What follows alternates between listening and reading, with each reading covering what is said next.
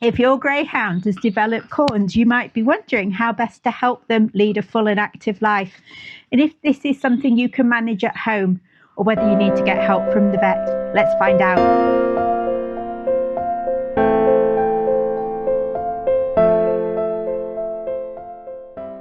Well, my idea of bringing out toys to play with to keep my helpers here hasn't worked very well, because all I've got is Jim coming back to steal these tubes, and the other two have gone indoors. Let's see if I can get a helper. Okay, so we're back.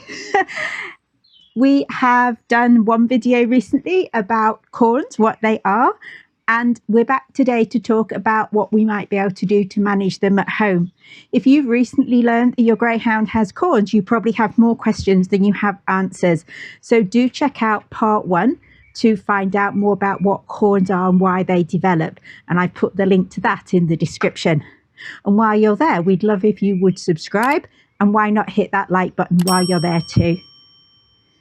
Ah, my helper's running away. Oh, AJ. Is it you and me again? It's my lovely AJ. Yes. My little toothless wonder. This time, as I said, I want to think about what we can do to help them at home. I'm going to do a separate video looking at what the vet can do to help you with them. Managing the corn at home on your own is unlikely to get rid of it completely, especially if it's caused by a pressure point on their pad. So it's something that's going to become part and parcel of their regular care, just like feeding or walking them. But there are some simple steps you can take to ease the condition at home, and others that will take a bit more effort on your part. And my choice has always been to try these first and see what improvement can be made before going to the more extreme types of help that would require the vet's intervention. The simplest thing that you can do is think about how you protect the foot. And we can think about the surfaces that the dog walks on. The more walking they do on a hard surface, the quicker the corn will build up, because it's going to boost the development of that hard tissue where the pressure point is connecting with the ground. So think about whether you could change up your walks so that they do less walking on hard surfaces. Perhaps you could drive to the park instead of walking there. Maybe you could do more walking off-road rather than on pavements. And of course, that only works if the ground is soft. It is more difficult in the winter if it's frozen, or in the summer if it's very dry and there isn't a lot of grass. And it's not always just about what they're standing on when they're on walks either, because if you have hard floors in the house at home, which are more popular these days, or you have slabbed or paved areas in the garden that they walk on, then that is going to impact on it too. And I've noticed Floppy is developing problems recently, and I wonder whether at least part of this is because he's doing a lot of charging around on the concrete in the yard, barking at things that don't exist. So in order to help his feet, I need to think about addressing this behaviour as well as from the point of view of the behaviour itself. I've got friends over there. What are you doing over there, Jim? Says, I've still got this ball on a rope, but I'm not going to bring it in. No, you're not going to bring it in. Bless him. So one of the first steps then is to think about protecting their feet. And once you've thought about the surfaces they're walking on, have a think about whether you might add something such as boots or socks. And this isn't so much about covering them in the way that you'd need to cover a wound. It's more about a means of providing padding.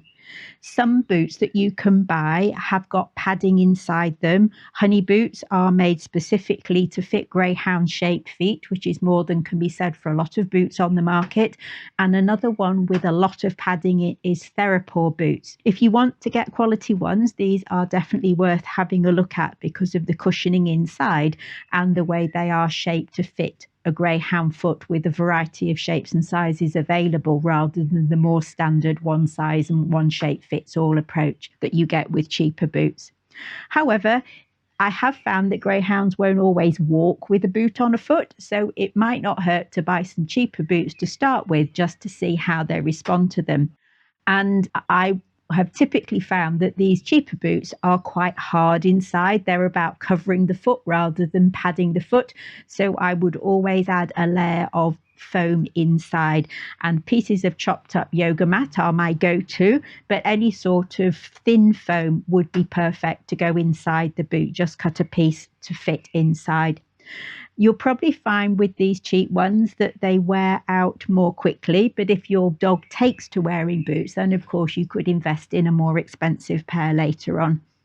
Floppy has been really good about wearing a boot recently on walks, which has been essential because he's been quite lame when he goes out. But I have had dogs who couldn't possibly stand on the foot that had the boot on and just stood there with it in the air, which made the whole thing quite pointless, really, because they weren't putting the foot on the ground anyway. Also, if they have a problem with one foot, it might be you need to put a boot on 2 feet or even 4 feet, because if having the boot changes how they walk, that's going to cause problems in other ways. So do think about things a bit more broadly than just putting a boot on the foot with the corn on it. For indoors, you can get little socks with grippy soles that will stop them slipping, and you could use socks on their own, or you could put some padding inside the sock. I recently got these cute little socks with rubber grips on and a very handy strip of Velcro that holds them in place. And I put the padding inside the sock, and then the foot with the padding and the sock goes inside the boot, and that then is all fastened together. So these boots have got a hard sole, as I said, so we need that padding. Sometimes even 2 layers of padding is helpful. And they're not really the right shape for a greyhound foot, but they've been a good starting point. And if it was something we were going to need long term, I probably would look at getting something more appropriate. If you don't want to go to the extent of buying proper socks sold for dogs, you could pick up any old little baby socks that you could get from a bargain shop, and they would be fine. The ones meant for quite small children, you can just guess the size based on the size of your greyhound's feet when you pop to the shops. I've even used ladies' socks before now and just folded them over. It's really something to add an extra layer and to hold the padding in place if you're going to use padding. Using a cream or some form of emollient to help keep the pads in good condition can also be helpful to soften that hard skin around the corn, although it's not going to make the corn go away. So there are a variety of products aimed at dogs on the market that you could use. I tend to use something that has urea in it, 10% or even more urea, because this particular constituent of the cream is good for holding moisture into the skin. Do avoid creams with toxic ingredients for dogs. Things like tea tree oil can be quite toxic. I know products for dogs include it, but I've also known people who have used tea tree creams and had a lot of problems because it is toxic to dogs in sufficient quantity. So I'd be careful if you're putting anything like that on an area, if your dog is going to lick it. If you're going to put it on a paw and cover it with a sock and put it in a boot, then the chances are they won't be able to ingest it. But if you're just putting it on and leaving it, then they are almost certainly going to lick. And I also learned not to do it at bedtime, because otherwise I have to lay there and listen to the sound of them licking it off. So my big tip is be careful about the time of day that you put the cream on the paw. Also think about their nails. It's important to keep the nails short, as we discussed last time, because long nails will change the balance of the foot relative to the ground and influence the development of the corn. So do trim or file the nails regularly, maybe every couple of weeks even. And if your dog is walking out in boots, remember that the nails won't get the wear and tear they would have got against the ground. So you will need to trim the nails more frequently than you did before anyway. I do have a separate video on nail clipping, and I've put the link to that in the description if you'd like to take a look.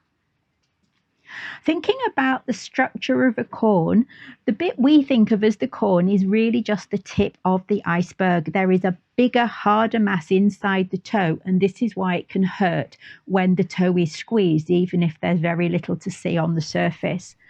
And on top of this is often a kind of nugget of skin, rather like a lentil, that sits on the outside, on the surface of the pad. If you imagine you're putting a grain of rice under a toe and putting that inside your sock, inside your shoe, and then walking around on it on a hard floor, that's how it's going to feel to the dog.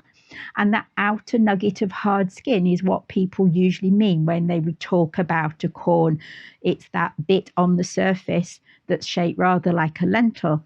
And this is what we can try to manage at home, the build-up of this. That harder, bigger bit inside the toe is something that would have to be treated by the vet. There are various ways you can try to minimize that outer nugget of hard skin that we call the corn. Some people like to use duct tape to stick on it, which is said to remove a layer of cells when it's peeled off. Personally, I've not been able to get that to work. I don't think I've managed to get the paw dry enough for it to stick on in the first place. So it's lasted literally seconds, which is no use. And I've also heard of people using salicylic acid, which is in the sort of liquids that you can buy to treat your own corns or warts. And that could be used, but I would be careful about putting that on if the dog is going to be able to lick. So again, you're going to need to cover it. And because it literally is going to burn the skin, it needs to be put in just the corn location only. You don't want it going across any skin that is not part of the corn. So I haven't tended to do that either. I have focused mainly on filing and hulling the corns when I've had dogs with them in the past. If the corn protrudes above the level of the pad and or is surrounded by hard skin, which is called hyperkeratosis, this can all be filed back until it feels similar to the rest of the pad. And what I tend to do is I run my nail over it to compare how it feels with the rest of the pad. So if it feels harder, firmer, rougher than the rest of the pad, that can be filed away. You don't want it to get too soft because then you could create a different problem of soreness because it's too thin. So it can be better to do less rather than more, at least to begin with, until you get a feel for the process yourself and just what that corn is like. It does need to be done when the paw is dry rather than wet. Otherwise, the hard skin just kind of goes fluffy and you can't file it off. You could use a pedicure file or even just an emery board and do it when the dog is resting or someone is cuddling them. So Maggie's got one on her back foot. I could be cuddling her like this and someone else could be filing the corn on her back foot. I do know people who use a Dremel that's meant for nails, and you might have something like that you could use for filing. I have a version that I bought that's intended for human manicures and pedicures, which basically has a little tiny bit of sandpaper that goes on the end and spins around really fast. And that is very useful because you can be very specific at directing it into small areas in a way that you can't with a flat file.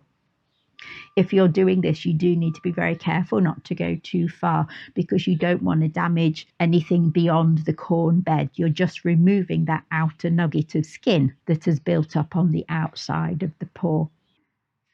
So removing this outer bit of the corn from the corn bed is called hulling. And we don't go inside the pad. We don't take away that build-up within the pad itself. We're just taking the layer off the top. Another way to remove this excess hard build-up above the corn bed is hulling by soaking it in some way so that it swells. And this is akin to what would happen if you spent a long time sitting in a bath and soaking. If you had any hard skin on your body, it would absorb water, it swells up, and if you scraped it with your nail, it would scrape off. And much the same is going to happen with the corn if you soak it. The outer part, that little kind of lentil, swells and it lifts away round the edges to the point that it will naturally separate from the corn bed.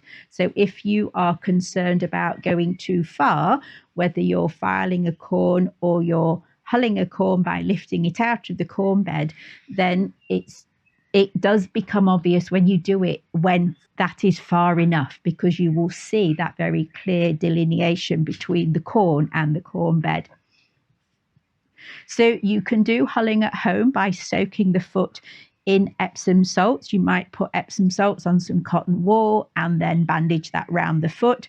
And over a number of hours, perhaps overnight, it is going to be absorbed into the skin and corn tissue on the foot.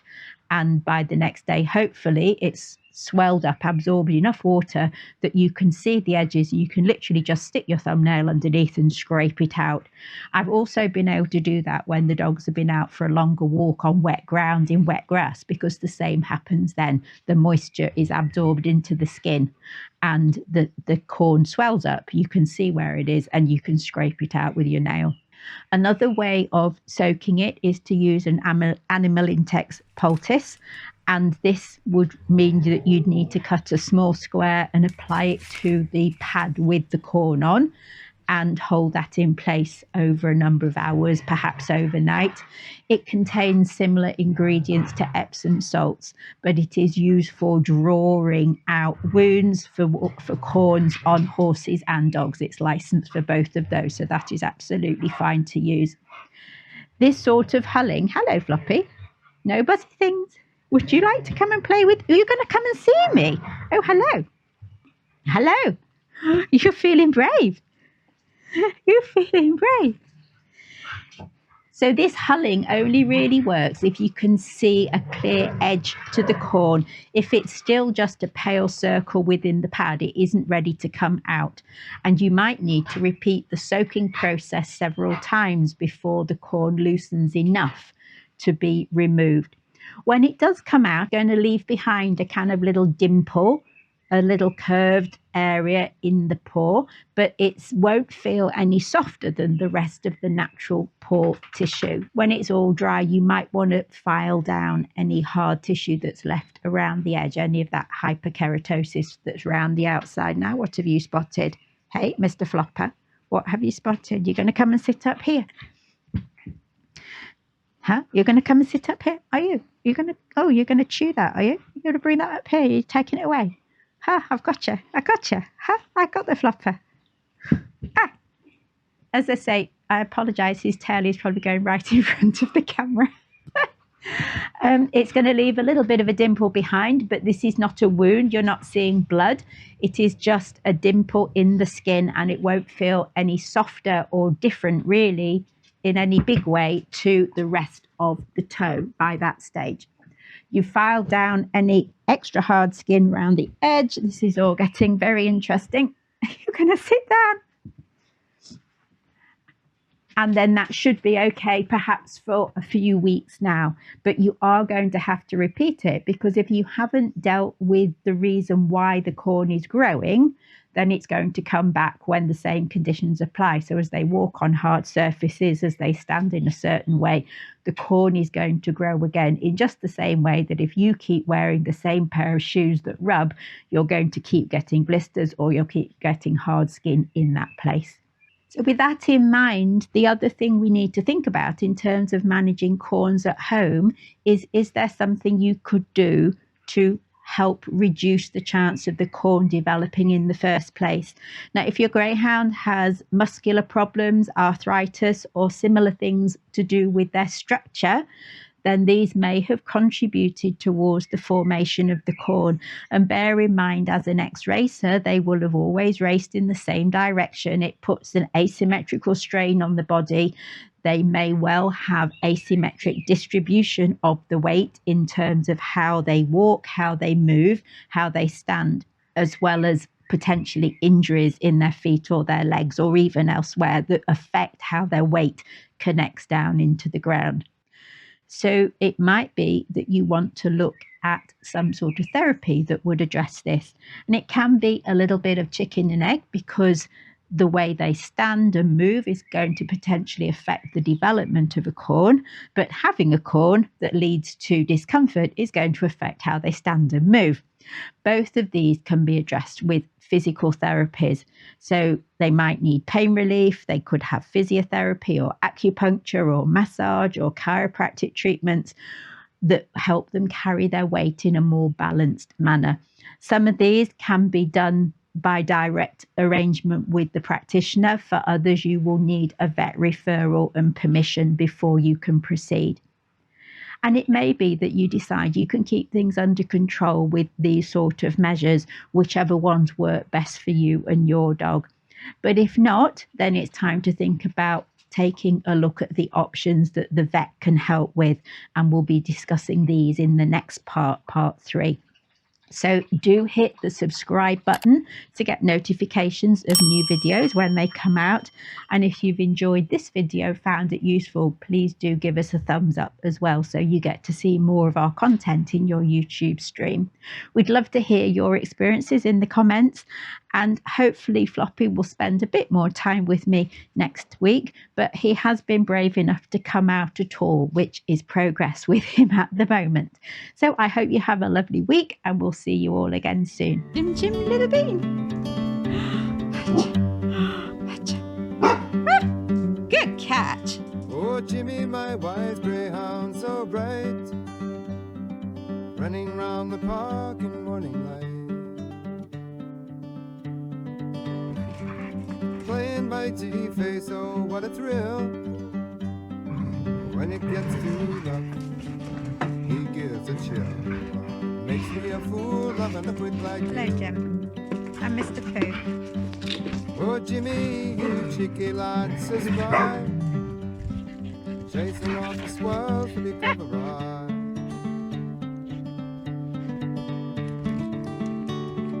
When you trip and tumble, how I laugh, but in your little heart you're the king behalf. What makes me a fool, loving a foot like you? Every happy bark, every cheeky play, just a jolly good time on a sunny day.